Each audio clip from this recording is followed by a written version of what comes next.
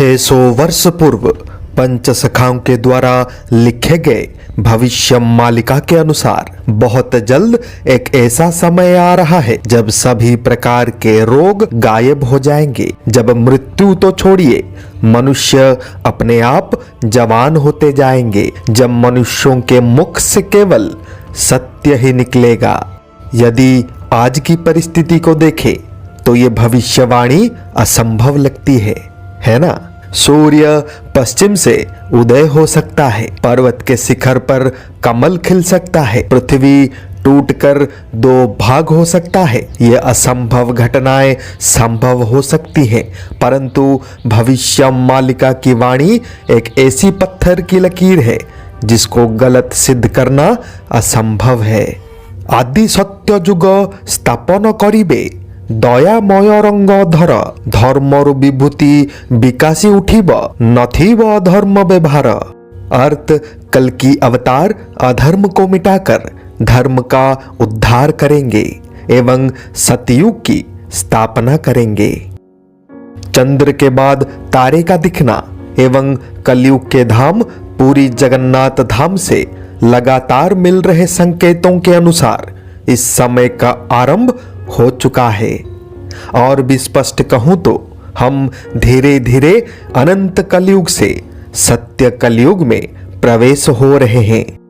चारि जुग सत्य भक्त हेबे मेल, घुंची जीव पाप अंधार, अमर विभूति व्यापीब एखिति, काल चक्र होइब दूर। अर्थ, 4 युगों के भक्त एकत्रित होंगे, पाप का अंधकार मिट जाएगा, एक नए सभ्यता का आरंभ होगा। जो सभ्यता इतना सुख समृद्ध स्वस्थ होगा कि काल चक्र यानी मृत्यु भी निकट नहीं आ पाएगा। आपे जगन्नाथ बांटिबे अमृत, भक्त माने हेबे अजर, न रहिबे रोगी, सर्वे सत्य त्यागी, संयमी पुरुष सुंदर।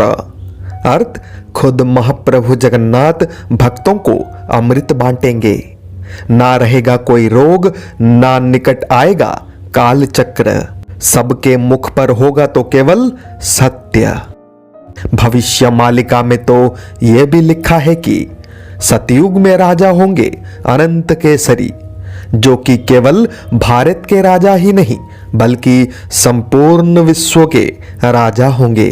यदि हम इन बातों पर थोड़ा गहराई से विचार करें तो इतना तो स्पष्ट है कि पंचसखाओं के अनुसार भारत केवल सुपर पावर ही नहीं बल्कि soul super power of the world बनेगा, यानी संपूर्ण विश्व का नियंत्रण भारत से ही होगा। यहां तक कि संपूर्ण विश्व का इकलौता अन्नदाता भारत बनेगा। अधिकांश लोग कहते हैं कि भविष्य मालिका की वाणी समाज में डर का वातावरण पैदा कर रही है, पर सत्य तो यह है कि भविष्य मालिका की वाणी डर नहीं बल्कि इस घोर अंधकार के कालखंड में एक उज्जवलमय ज्योति बन हमें सही रास्ता दिखाने का कार्य कर रहा है। विनाश तो निश्चित होगा, संहार भी अवश्य होगा, पर सबका नहीं, केवल उन्हीं का जिन्होंने मनुष्य जीवन का महत्व ही नहीं समझा, जो मोह माया ईर्षा घमंड लालच के चक्रव्यूह में फंसकर तड़प रहे हैं।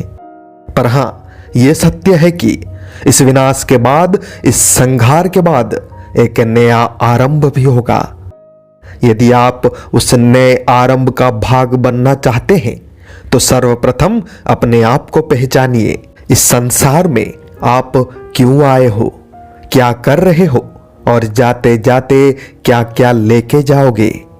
जब इसका आभास आपको हो जाएगा तब सो मत जाइएगा, बल्कि दिन रात एक करके अपने आप को सही कीजिएगा, अपने कर्मों को सुधारने का प्रयास कीजिएगा और सबसे महत्वपूर्ण 24 घंटे में 3 बार ही सही अपने हृदय से भक्ति भाव के साथ हरे राम कृष्ण महामंत्र का जप कीजिएगा, क्योंकि यह महामंत्र एकमात्र उपाय है इस घोर अंधकार से निकलने का। हमेशा याद रखिएगा, समय एवं परिस्थिति कभी किसी के लिए रुकते नहीं। जय जगन्नाथ, जय पंचसखा, जय हिंद।